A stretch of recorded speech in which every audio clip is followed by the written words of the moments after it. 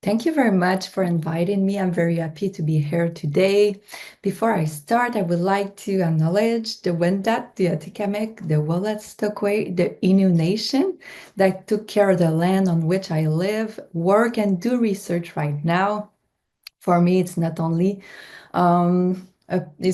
performative statement to do land acknowledgement like that, but it's a way to cultivate humility and position myself um, through my research and my partnership with these communities. So today, this presentation will explore strategies, success, and challenge for engaging Indigenous patient partner in patient-oriented research based on the result of a small-scale initiative, which is called the Indigenous Patient Partner Platform Project, but also based on my general observation as the co-leader of the Quebec Support Unit Expertise in Indigenous Health. So I'm going to say just a little few words about the Quebec Support Unit before I start. So the Quebec Support Unit is a research infrastructure that aims to mobilize and equip the research community and the health and social services network to achieve the quintuple aims. So for those of you who don't know the quintuple aims, it means achieving greater equity, improved population health, more efficient use of resource and a better experience for patient, but also for human resource within the health and social services network. So with Alex Macomber, who is an associate professor at McGill and Ganyan Gaga, I'm the co-leader with him of the Indigenous expertise of the support unit. And in this context, since 2019, we have put in place Indigenous patient circles, and the aims of these circles is to provide feedback, advice, and guidance to research teams wishing to engage in research with Indigenous people in Quebec. And the patient circle also develop training, tools, recommendation to support better Indigenous patient-oriented research in Quebec. And they bring together the member of various Indigenous nations in Quebec. So for now, we have about 10 patient partner contributing to these two circles. So first, a little introduction. So first of all, I thought it was important to start from the start and offer some basic information on the Indigenous people in Canada. So the term Indigenous is the accepted term to refer to the original people who inhabited the land before the contact with Europeans in Canada. And in the Canadian context, this term referred to First Nation, Métis, and Inuit, who represent 4.9% of the Canadian population. It's also very important to know that Indigenous people are very diverse and cannot be reduced to a monolithic block. They each have their own history, language, cultural practice, and spiritual belief. In Canada, they represent 630 communities and also 50 languages and nations.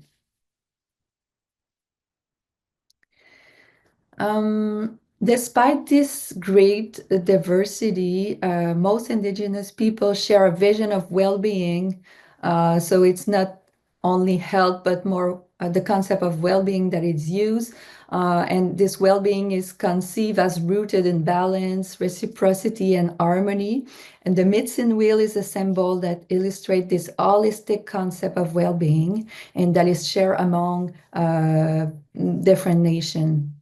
According to the Medicine Wheel, well-being is created in a quest for balance between physical, mental, emotional, and spiritual dimension, supported by family and community. So in this context, the collective dimension of well-being is very, very important. And for many indigenous people, well-being is also intimately linked with the land, and so the individual is conceived in communion with the environment, with the nature, and with other people as well. So you might know that in Canada, but also in many other countries, indigenous people have been subjected to colonialism and genocide that have engendered numerous traumas. In Canada, for instance, the Indian Act was a law that was enforced that has very adverse consequences for indigenous people. They also been subjected to forced relocation and forced sedentarization on reserve, the residential school system, the 60 scoop, systemic racism, social exclusion, etc. So as a result of all these adversities, indigenous peoples experience significant health inequities compared to the rest of the population in Canada, but also in other countries with historic of colonialism. So now I would like to share some consideration about how and in what context engagement in research occur for Indigenous patient partner. So as you might know, patient-oriented research is an approach used to promote active patient involvement in health research. Patient-oriented research is conceived as having the potential to increase research quality, research validity, and relevance, while also improving health outcome for the general population. But there's a growing concern in the last decades that people involved in patient-oriented research do not reflect the diversity of the population, but rather those who are more easily engaged with institutions, with organizations, and with societies. This is reinforcing the existing societal power imbalance where members of more marginalized population are seldom represented among patient partner involved in poor, which is the case for indigenous population in Canada. But there are also particular challenges in involving indigenous people as patient partner in research, and these challenges are linked to the social, historical, and colonial context. So in traditional or conventional and positivist, research, scientific and Western knowledge system are often positioned or conceived as superior to others, which contribute to the devaluation and rejection of other knowledge system, such as indigenous knowledge system, belief, and visions. And also because of the abuse committed by researcher and institution against indigenous communities, and we have very, very several examples of this, it has been documented a lot. Research is sometimes perceived as another form of colonialism by indigenous groups and communities, and so it is greeted with suspicion and with distrust. We also need to recognize that research team and research project are not necessarily culturally safe contexts. So not all research team have the capacity and also have self-educated to better know the history, to know the intergenerational trauma, and to better know the culture also.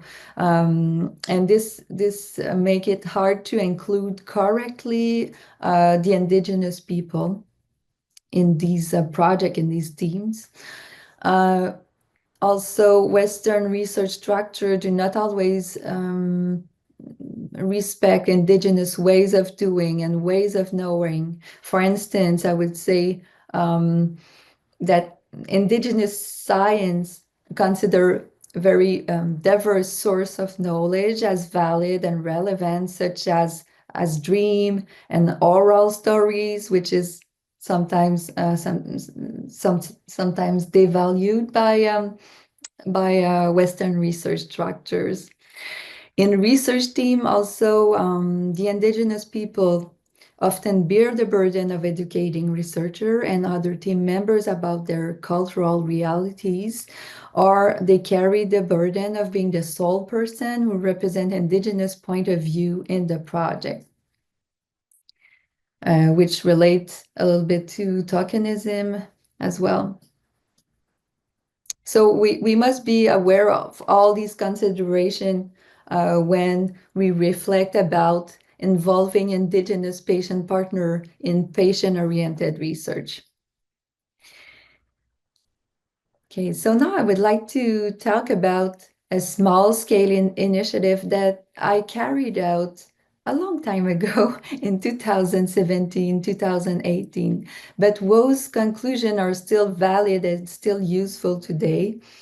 And in this project, which was what was very interesting is that we were able to interact on a regular basis with indigenous patient partner, but also to reflect collectively on the concept of indigenous patient partner.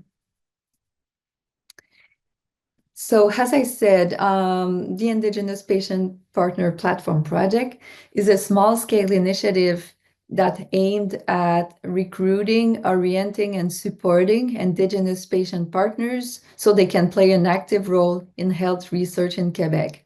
At the time of this project, there was no known, I would say, Indigenous patient partners in the ecosystem, in the research ecosystem in Quebec. So it was something very, very innovative. So it was a one-year engagement initiative where we used a participatory research approach involving researcher, Indigenous people living with diabetes, as well as Indigenous and healthcare organizations in the province of Quebec. So how we designed the project is by building on the work of a core committee composed of representatives from Indigenous organization, and this core committee helped define the goal and the process of the initiative. The core committee also helped recruit 8 Indigenous patient partners, 4 men and 4 women.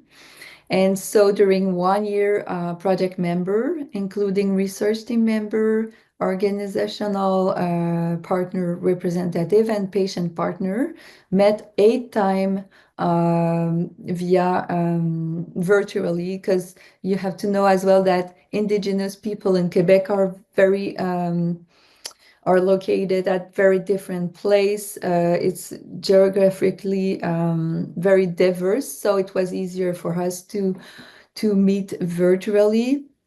But we also had one in-person workshop that I will introduce later. And so these meetings were designed to help Indigenous patient partners familiarize themselves with the research world, share their lived experience with diabetes, and better understand their role as research patient partner. And the project culminated in a one-day in-person training workshop, which was at the time developed with the Quebec Support Unit.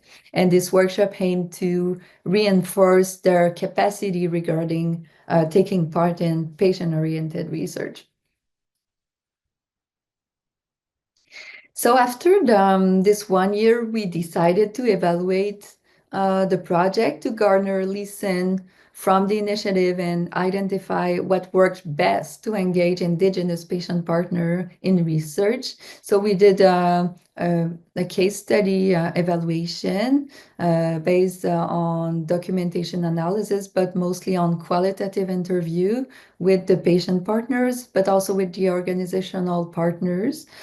And the patient partner where they participate in the interview, so they were participant, but they also took part in result interpretation and knowledge dissemination. As you can see on this picture, I was presenting the result of the evaluation with one of the patient partner. And so what we found out is that we found listen pertaining to four components of patient engagement. So these four components are initiation of partnership, interest development, capacity building, and involvement in research. All these findings can be found in the article that you can see on the screen. The references at the end of the presentation as well. So first of all, we found that recruiting indigenous patient partner is a crucial, we know it, that it's the first step to engage patient partner in port. So we need to identify them and recruit them. So that's the first step. So we learned the importance of initiating the first contact with them in their organization, in their community. So that's why we really build on or link with the organizational partners because they were able to find them in their organization, in their communities. So leveraging existing relationship with these local organization, community leaders, or other trained patient partner is something very helpful to identify and recruit potential patient partners.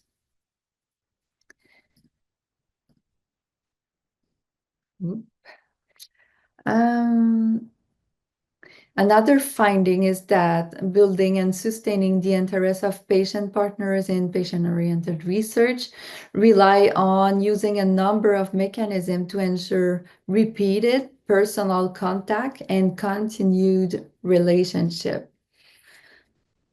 So what we found out is that the in-person meeting, so the training workshop, where patient partner got to connect face-to-face with the research team, really facilitated bonding between the patient partner and the research team, because at these occasion, we also have the possibility, or it's more easy to develop connection on other levels, so not only on professional level, but there's like informal chatting as well. So it was very helpful to develop the relationship with them.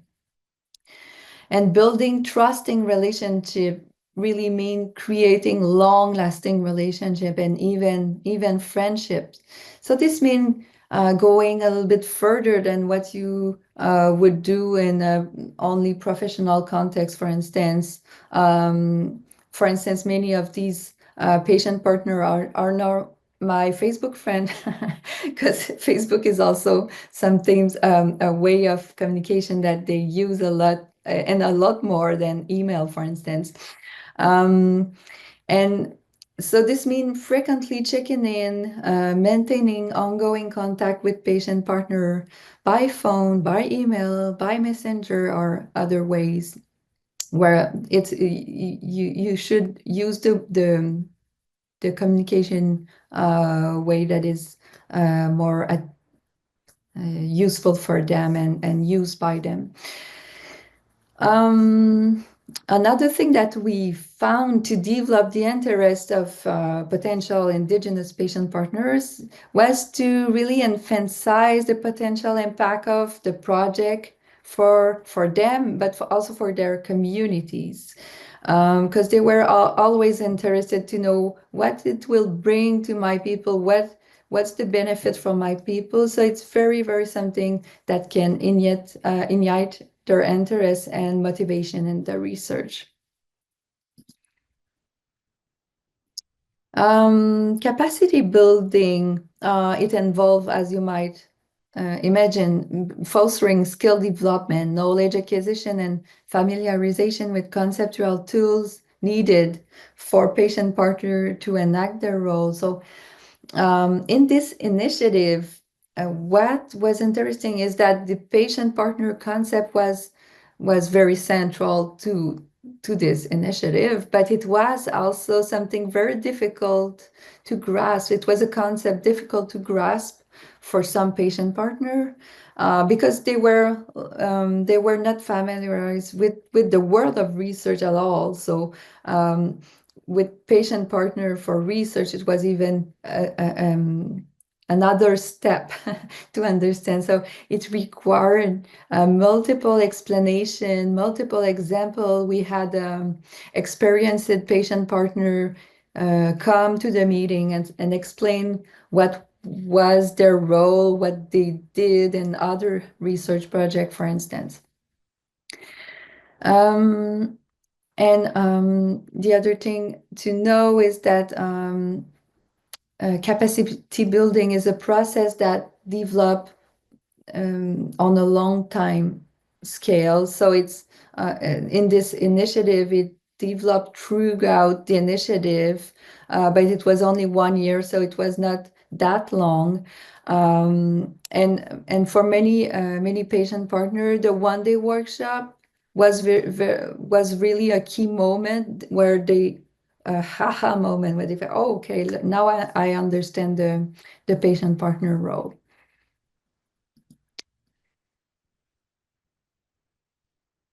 And finally, we wanted them to be involved in real research. So first strategy that we use to promote involvement in research is to offer throughout the initiative many opportunities for them to engage in external research project. So this allowed them to appreciate the spectrum of project they could engage in. And this also helped them better understand what patient-oriented was about. Um, to be able to involve in research mean also to be accessible and flexible in all aspects of involvement. So especially for indigenous patient partners. Um, so Yeah, we, for instance, we purposely schedule meeting according to the patient partner availability, but it also mean to considering access to communication technology. Some of them were living on a reserve community where internet was not very reliable, so we had to propose other mean to engage. But also being flexible mean adapting to different level of scientific or academic literacy, because you have to consider that many of them um, don't have a high level of education. So literacy is something really important to consider. And finally, valuing patient involvement and contribution to the project is very, very important.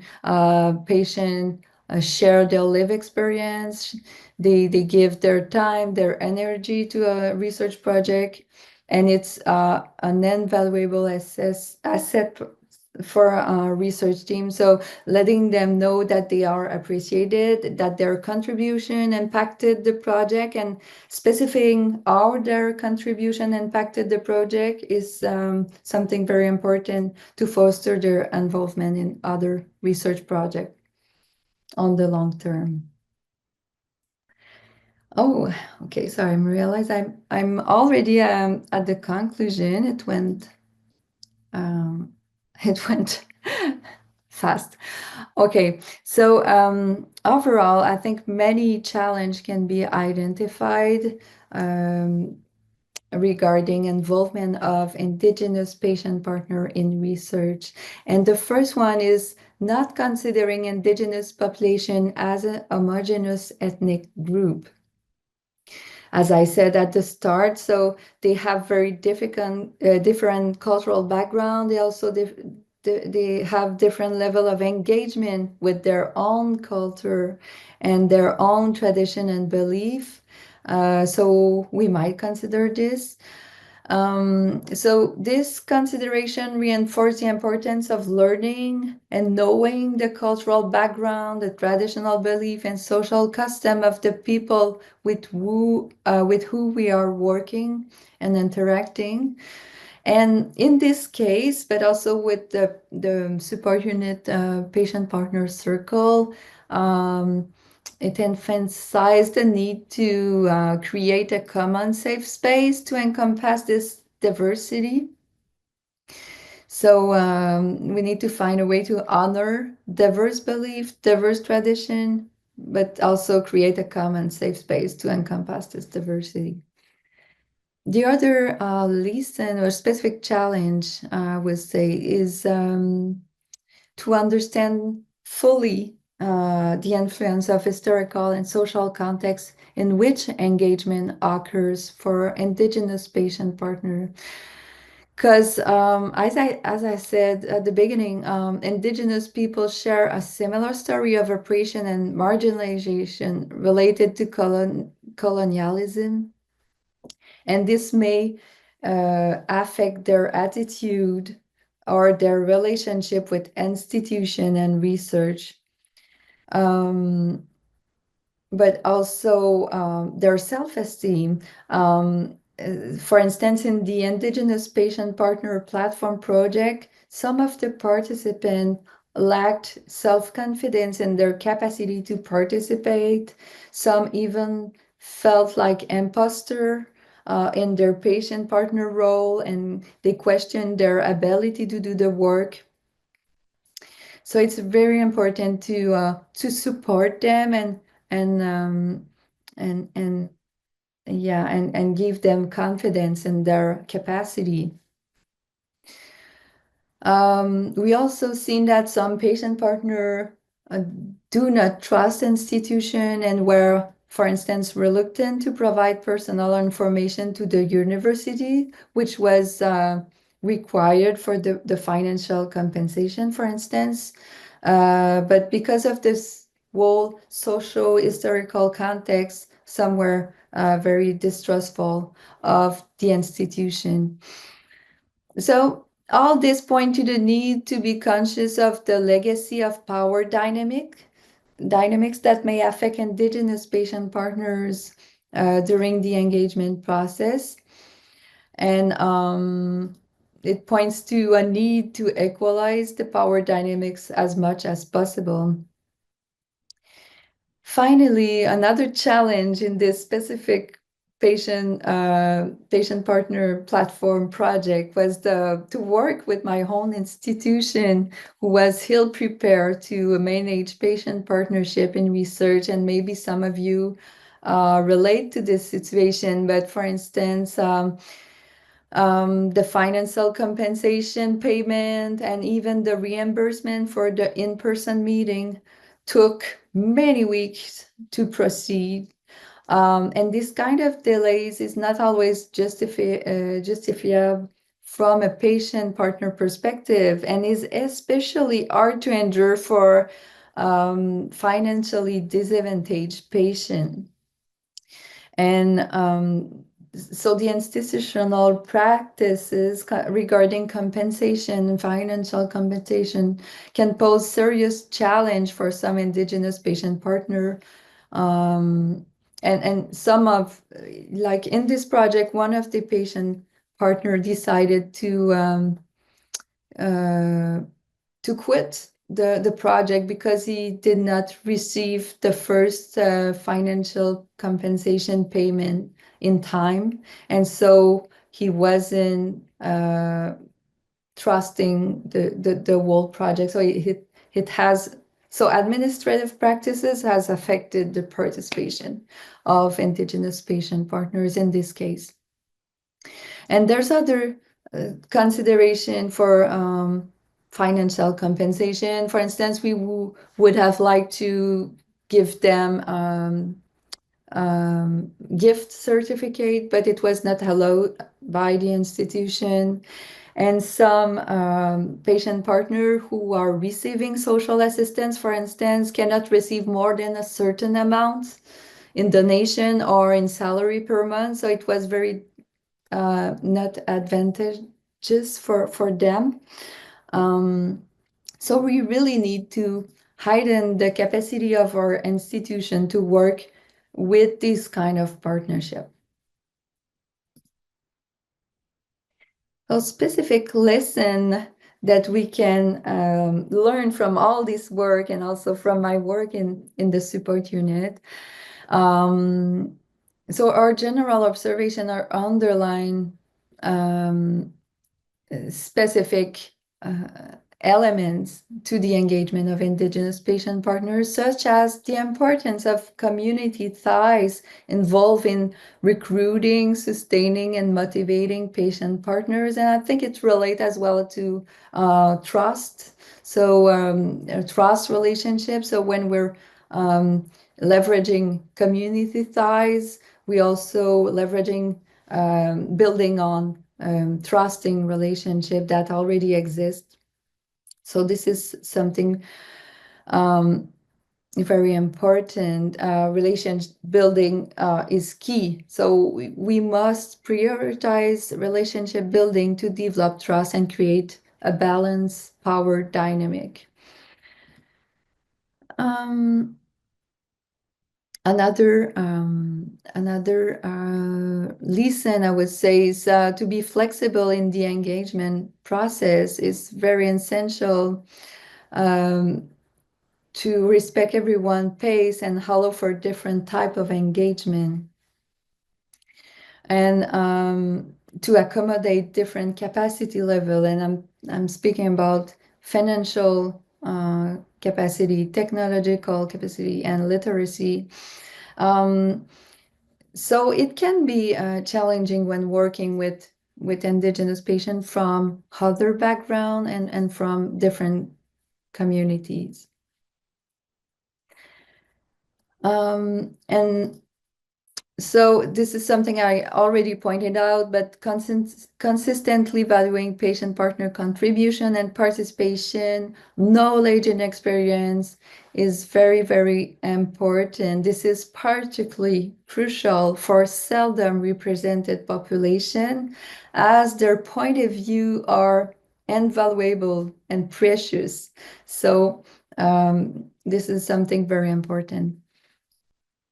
And given the legacy of harmful power dynamic, it's particularly important to create a safe environment where sharing and inclusion are favored and where experience are valued.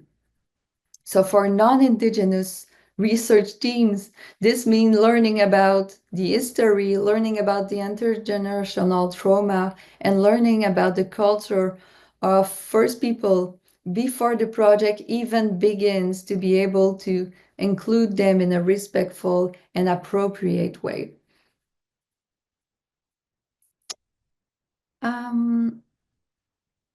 Finally, I just wanted to highlight another thing is that